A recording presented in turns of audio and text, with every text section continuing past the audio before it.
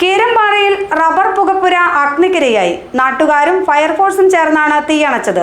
5 ലക്ഷത്തോളം രൂപയുടെ നഷ്ടമുണ്ടായിട്ടുണ്ട്.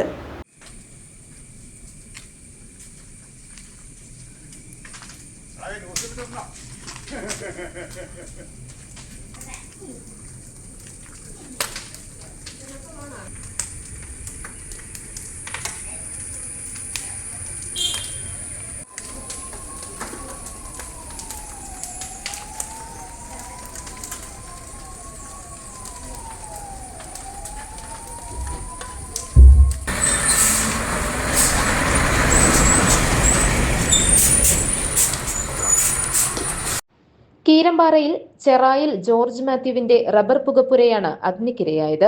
വെള്ളിയാഴ്ച ഉച്ചയ്ക്കാണ് സംഭവം. റബ്ബർ ഷീറ്റ് പുകച്ചുകൊണ്ടിരുന്നപ്പോൾ തീ ആളിപ്പടരുകയായിരുന്നു. ആദ്യം നാട്ടുകാരാണ് തീയണയ്ക്കാൻ ശ്രമിച്ചത്.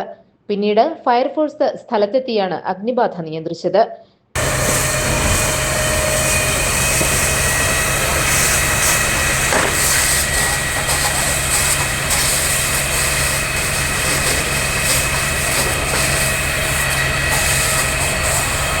കെട്ടിടവും അതിനുള്ളിലുണ്ടായിരുന്ന റബ്ബറും കത്തിയമർന്നു.